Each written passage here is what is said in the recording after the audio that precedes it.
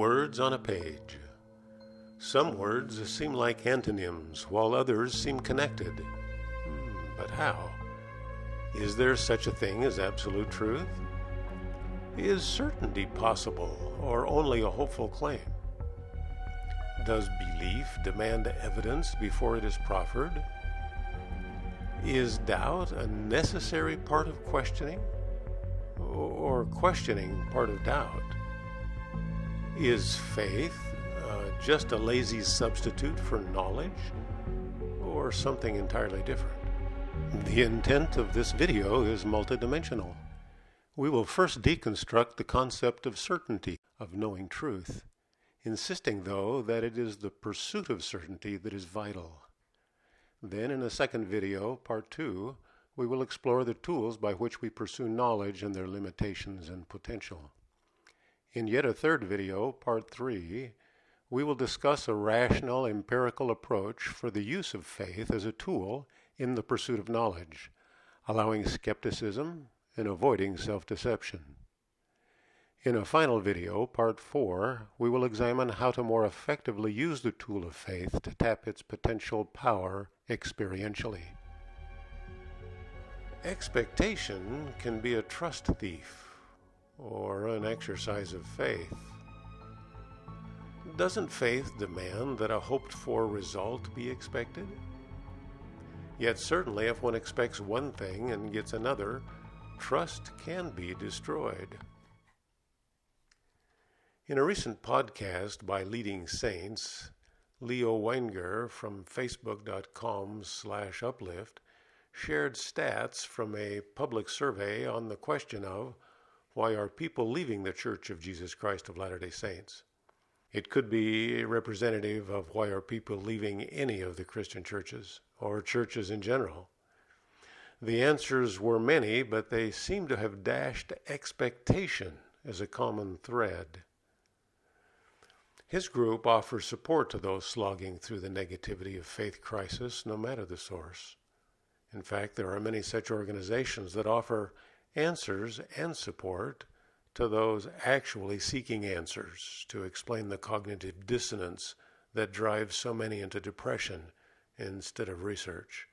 Here is one called fairlatterdaysaints.org or another leadingsaints.org with their library of questioning saints.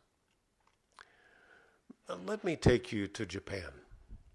One day, back in the 60s or 70s, a Japanese newspaper photographer was taking pictures of Mount Fuji. After a day of it, he returned to his lab to develop the pictures. To his surprise, as he watched the image of one of the snowfield photos emerge from the solution, he found himself so deeply moved with the loving facial image of Jesus Christ that he converted from his native religion to Christianity. I personally cut this story from the newspaper and then had the photo reproduced by a copy artist. I have shown it to many students, some of whom still can't see the image, while others have also been moved by the loving visage. A digital overlay can help, but the fact remains, it is a picture of melting snow. When two or more people witness something like this, we might just call it an event. Each person forms their individual perception. That perception is followed by conclusions or judgments concerning what they witnessed. Their conclusions then evoke feelings. As an example, let's suppose that you are waiting for your significant other to arrive home. It is getting late, and despite the TV program you are enjoying, you check your watch repeatedly. Suddenly, you hear footsteps. What personal feelings do the sound of these footsteps cause? Relief or joy might be expected and normal. But let's rewind for a moment and suppose that just before you hear the footsteps, an info banner scrolls across the screen warning you of an escaped armed and dangerous convict in your neighborhood. Then you hear the footsteps. Though the sound is identical, the feelings aren't. Were the feelings really caused by the footsteps? Despite how many times you might have accused someone of making you mad or sad, etc., the meaning is never in the footsteps or the environment or the other person. The meaning is always in you. It is those feelings that motivate action. And as your actions inform your behaviors, they aggregate to build the library from whence your perceptions are drawn. The cycle reinforces itself over time and repetition. As you can see, to change your or another's perceptions would require more than just desire or even attempts at persuasion. As one author put it, we form our beliefs for a variety of subjective, personal, emotional, and psychological reasons in the context of environments created by family, friends, colleagues, culture, and society at large. After forming our beliefs, we then defend, justify, and rationalize them with a host of intellectual reasons, cogent arguments, and rational explanations. Beliefs come first, explanations for belief follow. I call this belief-dependent realism, where our perceptions about reality are dependent on the beliefs that we hold about it. Reality does exist independent of human minds, but our understanding of it depends upon our beliefs we hold at any given time. You see, we see the world. We love the world. It does exist. But the tool that assimilates or perceives the world is locked within the darkness of our skulls. The brain never sees the world. Oh, it gathers data through senses, and those data are assimilated in the brain. But the sense organs themselves only collect data. When aggregated in the brain, they form a sort of mental map. That mental map is what we then perceive as reality. Yes, we assume that our map is the same as the terrain. But in reality, our maps are personal, and the assimilation of the data depends upon pre-existent beliefs. I might have a palm tree on my map and try to describe to you how, when you see one, you need to turn. But you may look at me quizzically and say, I have no such palm tree on my map. I'm not even aware what one is.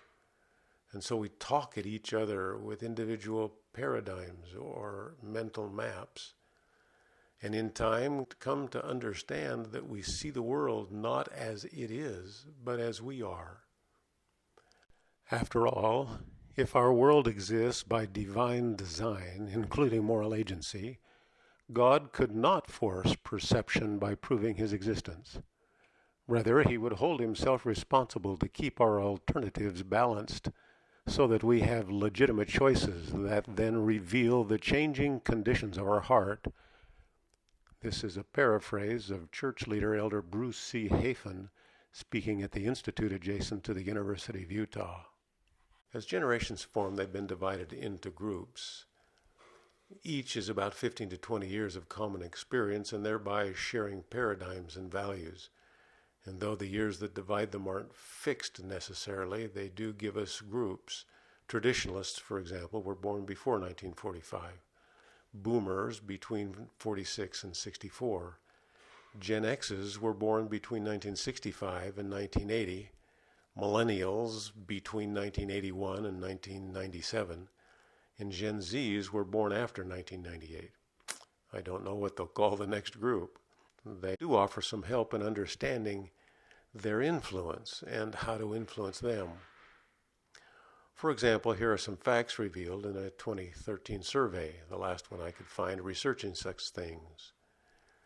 For Latter-day Saints born between 1956 and 70, traditionalists and early Gen Xers, 71.2% stay in the faith. But looking at those born between 71 and 94, the later Gen X's and the millennials, the faith's loyalty rate declines to 61.2%. This was a 10% decline between these age groups. Latter-day Saints have high rates of loyalty in generations born before 1971, but amongst the youngest cohorts, loyalty drops to 61% and ranks them among the least loyal groups in the youngest generations. So why should we talk about doubt and mental maps? A few reasons. Generations from 71 to the present are leaving churches in alarming rates. These are the Gen X's, Millennials, and Gen Z's. A significant portion are leaving because of issues related to doubt generated by differing understood values. These generations are more susceptible to doubt. Older generations, traditionalists and boomers, are in fact ill-prepared to effectively minister or influence the younger generations.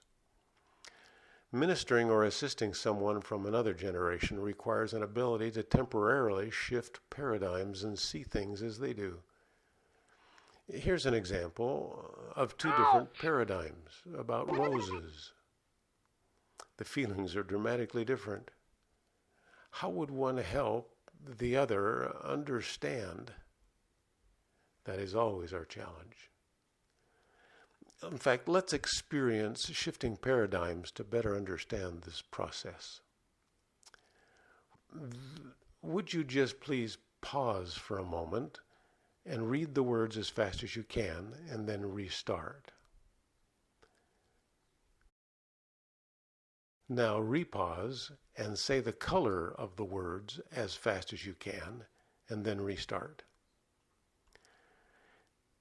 If you are like most of us, the second was slower and more difficult.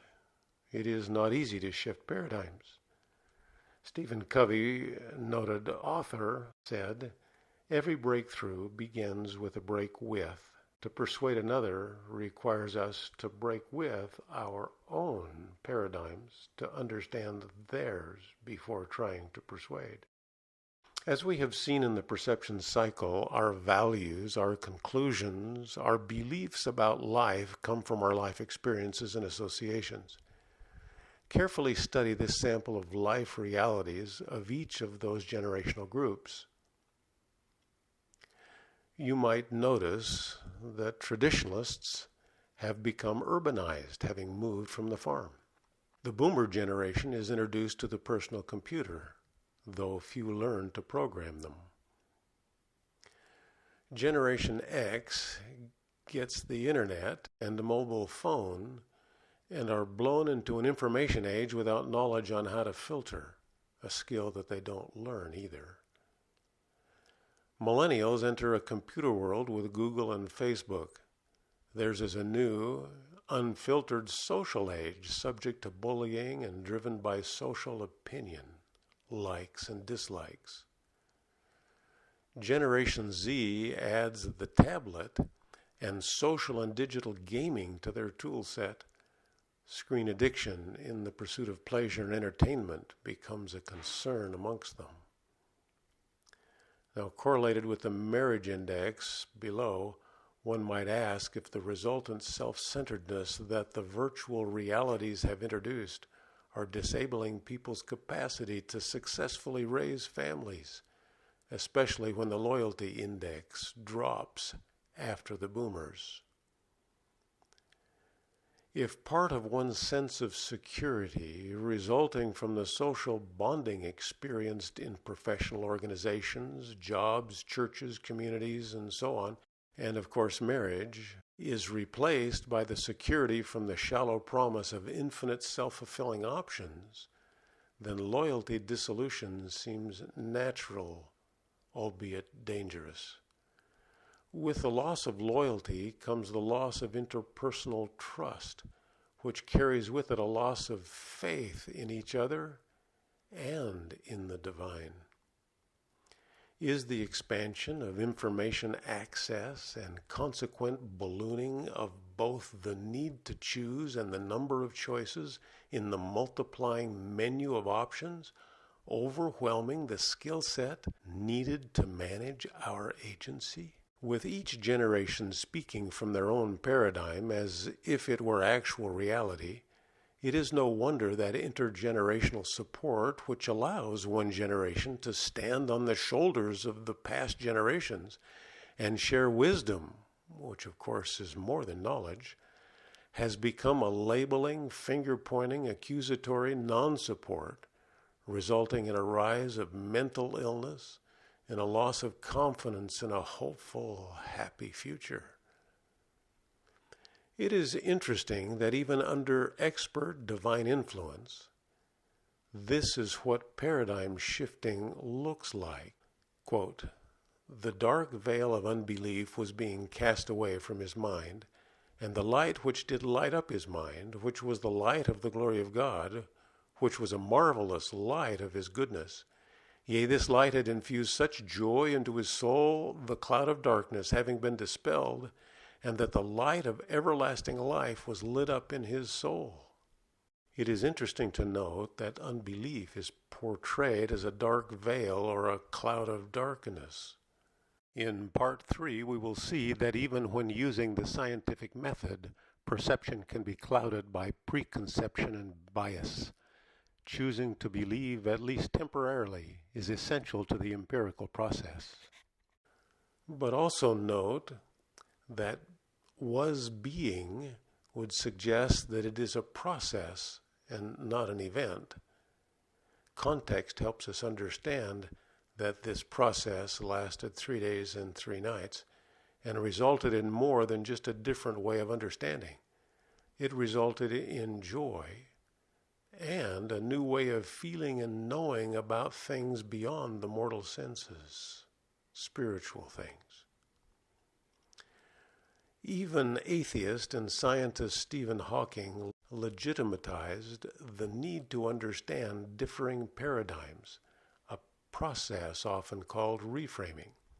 He said, "To deal with such paradoxes between experience and physics, we shall adopt an approach that we call model-dependent realism. It is based on the idea that our brains interpret the input from our sensory organs by making a model of the world. When such a model is successful in explaining events, we tend to attribute to it and to the elements and concepts that constitute it the quality of reality or absolute truth. But there may be different ways in which one could model the same physical situation, with each employing different fundamental elements and concepts. If two such physical theories or models accurately predict the same events, one cannot be said to be more real than the other. Rather, we are free to use whichever model is most convenient. It is pointless to ask whether a model is real, only whether it agrees with observation. If there are two models that both agree with observation, then one cannot say that one is more real than the other." Let's take an example. For many of us, as we think church, a whole flood of expectations enters our minds because of the model-dependent reality we assume is the truth. For traditionalists and boomers, it is a beautiful gallery of neatly framed answers and doctrines, principles that govern our lives and fill us with hope for a future beyond mortality. The doctrine of the Godhead may seem ingenious and warm and personal. To a Gen X and a millennial who don't, for example, know how to appreciate Picasso, impatient with the impressionistic symbols of our artwork, church could become repulsive and the doctrine complicated, and tithing simply an evidence of business motives and even exploitation. If we were to reframe and give it a different paradigm or model, different feelings would be evoked, different expectations and conclusions. For example, what if church were seen as a hospital, where all present were both patients and staff, each suffering from something and each called to give care and relief to each other? It would be a place where we serve as each other's clinical material, and where we would be comfortable with others knowing that we needed and welcomed help. What good would it be to go to a hospital or clinic if you tried to hide your pain or illness? It would all produce a different unity with less pretense to perfection. In fact, we could then see that in learning eternal truth, the process is often more important than the product.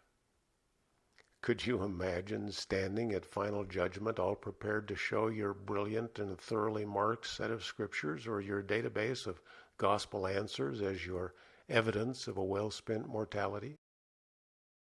In the 76th section of the Doctrine and Covenants, speaking of things difficult to understand, it explains, "They are only to be seen and understood through the power and manifestation of the Spirit while in the flesh, that they may be able to bear His presence in the world of glory."